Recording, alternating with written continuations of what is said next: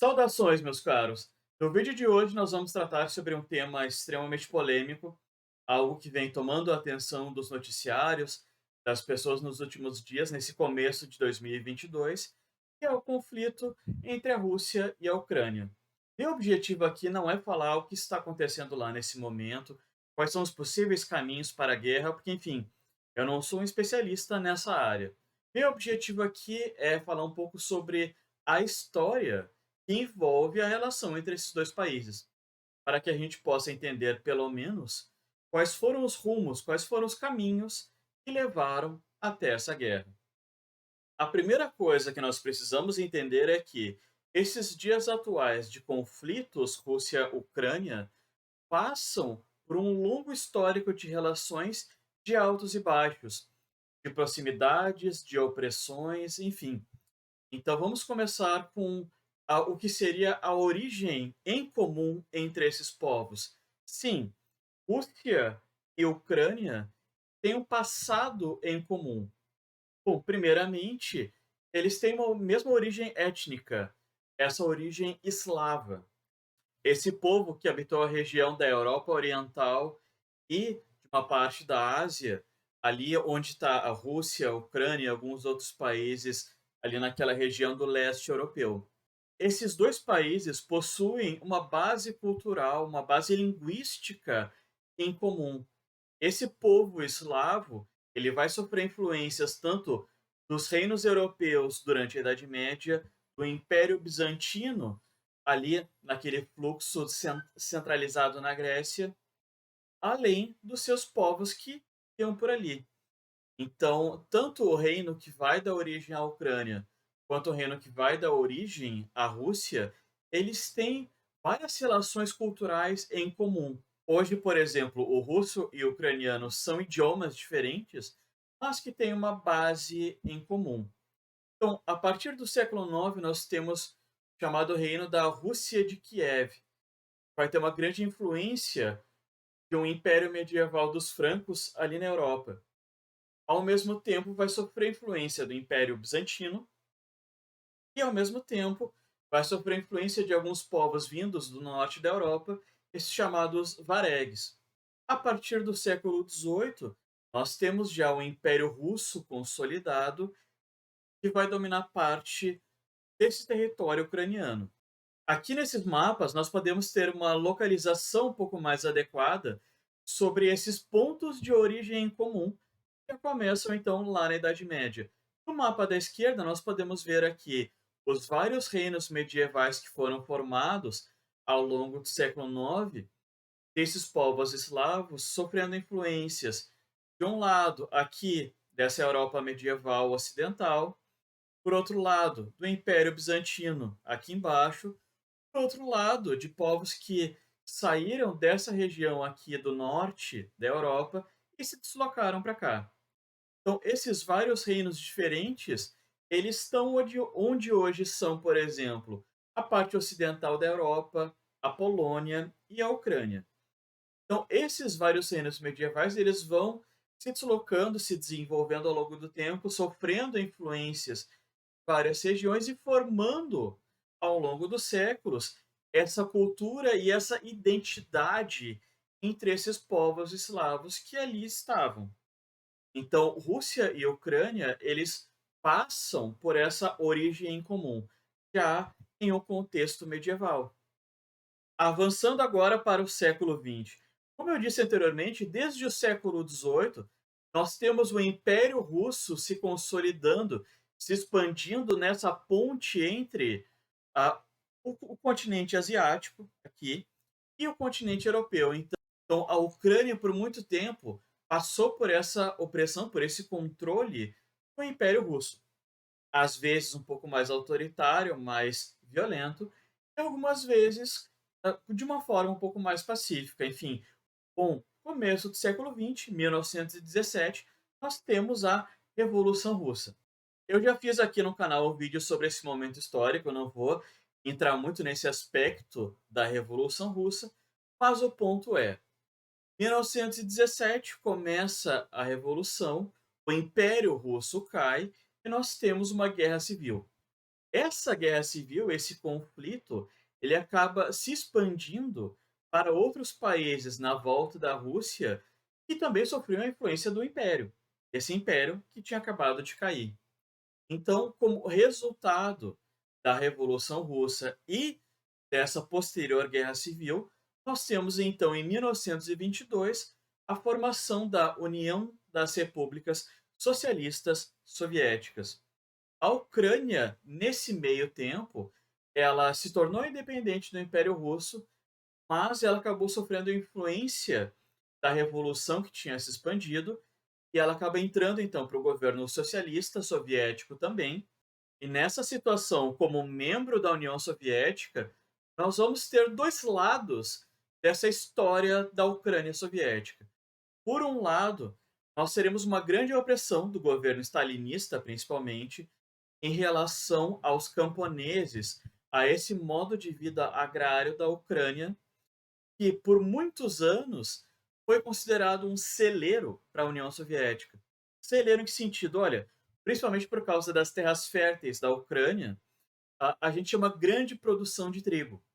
Stalin então resolveu utilizar essa grande produção para sustentar o desenvolvimento das cidades industriais da União Soviética. Então, por causa dessa mudança econômica, desse movimento forçado de Stalin, a gente teve um grande período de crise de 1931 até 1933, de uma grande desestabilização da produção rural dessa questão do trigo dentro da Ucrânia. Vai ter um período de grande fome, de instabilidade, vários ucranianos vão se deslocar, vai ter um grande movimento migratório. Nós recebemos entre as décadas de 1930, por essa grande crise, e na década de 1940, pelo contexto da Segunda Guerra Mundial, vários ucranianos. Então, nós temos no Brasil uma grande quantidade de descendentes de ucranianos. Mas, ao mesmo tempo que nós tivemos essa opressão da população agrária na Ucrânia, nós tivemos também o desenvolvimento industrial. A proposta da União Soviética stalinista era o desenvolvimento industrial acima de qualquer coisa.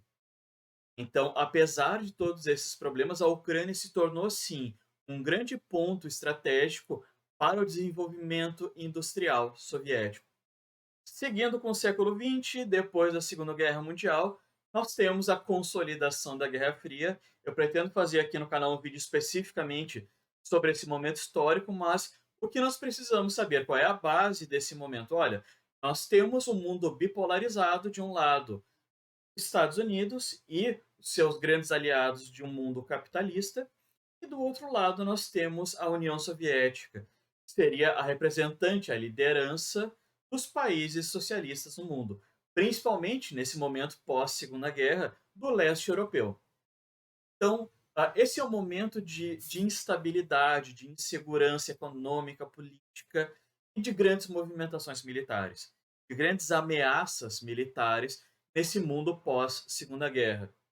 Então, logo em 1949, o lado ocidental, o lado liderado pelos Estados Unidos, acabou formando uma grande aliança militar, a chamada OTAN. Então, a OTAN nasce em 1949, essa organização do Tratado do Atlântico Norte, ligando os grandes polos capitalistas liderados, influenciados pelos Estados Unidos. Então, nós temos basicamente que seria esse lado ocidental do mundo, como é chamado até hoje, que é basicamente assim, Estados Unidos e os outros países capitalistas influenciados por ele. Por outro lado, então, nós tivemos em 1955 o chamado Pacto de Varsóvia. O que foi isso? Foi também um tratado militar organizado, liderado, controlado pela União Soviética para consolidar um sistema de defesa, de influência na região do leste europeu. Então, esse grupo é formado pela União Soviética, liderado por ela, controlado por ela, mas os países socialistas ali do leste europeu. Então, essa era a consolidação desse momento da Guerra Fria, principalmente na Europa. De um lado, Estados Unidos e os seus aliados, os seus liderados ali na Europa. Do outro lado, União Soviética e esse leste europeu ocidental. Avançando um pouco mais na história, a partir de 1991, nós temos então a queda da União Soviética e, consequentemente, uma Ucrânia independente. Então, os países que formavam a União Soviética, eles vão readquirindo a sua independência, se reorganizando. Se torna isso uma grande confusão política, porque, enfim, a União Soviética era uma grande potência, tinha grandes polos industriais, inclusive na Ucrânia. Era, sim, um conglomerado, né, controlado pela Rússia, mas que tinha, enfim, seus polos industriais espalhados também por outros países. Então, a Ucrânia sai da União Soviética com o seu polo industrial ali considerável, sendo um país que era importante dentro da União Soviética, que tinha sua organização econômica considerável nesse momento. Então, o que que acontece? Olha, a Guerra Fria terminou, pelo menos ali oficialmente, em 1991, porque, enfim, já não existe mais União Soviética, né? A gente já tem claramente uma vitória dos Estados Unidos, do grande bloco capitalista ocidental e tal. Já temos uma nova configuração até de relações internacionais a partir desse momento. Mas o que acontece? Olha, assim como os Estados Unidos não perdeu a sua esfera de influência entre vários países ocidentais, a Rússia não queria perder a sua esfera de influência entre os países que faziam parte da União Soviética. E é nesse ponto que a Ucrânia acabou se envolvendo em vários conflitos. Acabou sendo envolvida em vários conflitos. Então, a partir de 1991, nós temos a reorganização de uma Ucrânia independente e as coisas foram indo. A Ucrânia foi sofrendo influências de um lado, de uma União Europeia que queria convidar a Ucrânia para fazer parte, então, dessa reorganização, desse mundo ali mais aberto e tal. De outro lado, nós temos a Rússia, que queria continuar fazendo suas negociações, as suas relações de exploração mineral, suas relações comerciais, das indústrias, enfim. São países vizinhos e tal, compartilham uma identidade em comum, então essas influências continuaram. A Ucrânia é um ponto, de ligação entre essa Europa ocidental pró-Estados Unidos e, do outro lado, a Rússia, que quer manter ainda sua esfera de influência, mesmo que não seja mais um país socialista. Então, eu acredito que o primeiro ponto em que essas tensões de influências foram expostas para o mundo foi em 2004, quando nós temos ali uma tensão nas eleições do país, em que o povo acaba se mobilizando nas ruas, como aparece aqui nessa imagem, e vários ucranianos vão para as ruas se manifestar, exigindo novas eleições em um contexto de muitas denúncias de corrupção e tal, contra um governo pró-Rússia, exigindo então uma mudança no país, uma revisão da legislação, pensando principalmente por um lado pró-Ocidente. Então, depois de 2004 e esse momento de governo pró-Ocidente, pró-Europa e Estados Unidos, que a gente teve se consolidando ali, nós tivemos um novo governo pró-Rússia que governou ali até 2014. O que que aconteceu nesse momento? No final de 2013, a gente começa a ter algumas manifestações contra esse governo pró-Rússia, né, vários protestos nesse sentido e tal, denúncias de corrupção e papapá, até que em 2014 esses movimentos acabam tendo grande intensidade, derrubam esse governo pró-Rússia e o presidente ucraniano, então, nesse momento, acaba fugindo para a Rússia. Nesse momento, então, com a justificativa de proteger os seus aliados que estavam na Ucrânia, a Rússia acaba se metendo no conflito e se aproveita da situação para atacar um ponto que já era uma discussão entre os russos, a questão da Crimeia. Explicando melhor esse ponto de reivindicação da Rússia. Essa região da Crimeia, ela era um território russo, com população russa e tal, por muito tempo, desde o do Império Russo. Até que em 1954, durante o governo, né, da União Soviética, os russos entregam esse território para a Ucrânia. Então, era um território com maioria de população russa, que acaba indo então para o controle da Ucrânia. Nessa movimentação, nessas negociações, o que já mostra, né, a importância que a Ucrânia tinha dentro desse contexto ainda da União Soviética. Então, em 2014, a Rússia se aproveita, né, dessa situação, não só dessa maioria de população russa dentro da Crimeia, mas também de vários grupos ucranianos pró-Rússia que se identificavam mais com esse histórico da Rússia, com essa identidade cultural em comum, né? Dessa origem eslava, dessa formação cultural, desse passado soviético até, de interesses econômicos que uma parte dessa população tinha mais ligados à Rússia do que à Europa. Então a Rússia se aproveita desses grupos separatistas que existiam, que eram legítimos até dentro da Ucrânia, para interferir na política do país, invadir, tomar a Crimeia para si e ficar com uma presença constante na fronteira entre Rússia e Ucrânia, mostrando melhor nesse mapa a seguir. Então aqui, como eu falei para vocês, já fica um pouco mais claro essa questão da Crimeia, essa região que fazia parte da Rússia até 1954, foi um território, então, ucraniano até 2014, mas ainda tinha maioria da população russa, né, identificada com os russos e tal. Então, desde 2014, nós temos, então, a retomada, né, o controle dos russos na região da Crimeia. Para fechar, resumindo esse longo histórico, olha, nós temos um grande conflito de interesses dentro da Ucrânia. Para explicar esse conflito atual de 2022, não adianta a gente falar só do lado Ocidente, né, que seria ali Estados Unidos e os seus aliados na Europa, e nem explicar só o lado da Rússia. É importante a gente entender que a Ucrânia está no meio desse grande jogo de interesses. Nós temos ucranianos com interesses dos dois lados.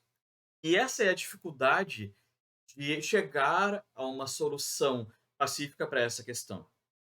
Então, nós temos de um lado interesses econômicos, né, já que a Ucrânia é uma grande produtora de aço, e além disso, a Ucrânia é um ponto importante nessa rota dos gasodutos que saem da Rússia e abastecem a Europa. Então, a Ucrânia é esse meio do caminho. Na Crimeia, nós temos vários pontos de extração de gás natural. Então, a Ucrânia também tem esse lado, né, de ser uma grande fonte de, de minérios, um grande ponto de riquezas naturais, né, que podem ser exploradas. Ao mesmo tempo, nós temos polos industriais importantes, lá de origem soviética até nessa região. Então, é um ponto econômico importante para o mundo. Nessa tensão Europa Ocidental e Leste Europeu. É algo muito complicado nesse meio econômico. Além disso, nós temos uma questão política internacional importante, porque a Ucrânia, como eu falei, ela é essa barreira para a Rússia, né? A Ucrânia, a Polônia, outros países ali do leste europeu, eles são meio que uma barreira, um ponto de proteção da Rússia, ainda remetendo a esse clima de Guerra Fria. Como eu falei, olha, a Guerra Fria pode até ter terminado em 1991 com a queda da União Soviética, mas o fantasma dessa Guerra Fria ainda pode ser visto por aí. As influências ainda estão aí nessa política internacional. A Rússia quer defender o seu território, quer defender os seus interesses, e esses países ali do leste europeu, eles são importantes como um ponto ali entre a Rússia e essa Europa Ocidental.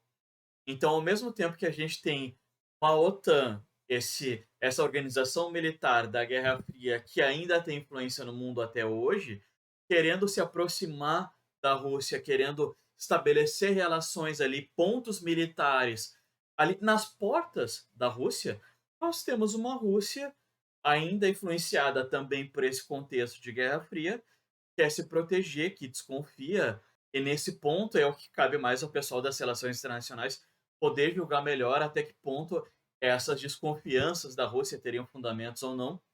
Não, não tenho condições de julgar isso, mas o ponto é, a Rússia, então, ela vê esse leste europeu como uma possibilidade de defesa política, econômica, militar, e ao mesmo tempo a gente tem uma OTAN, a gente tem uma Europa mais Estados Unidos, que está sim se expandindo para aquele lado.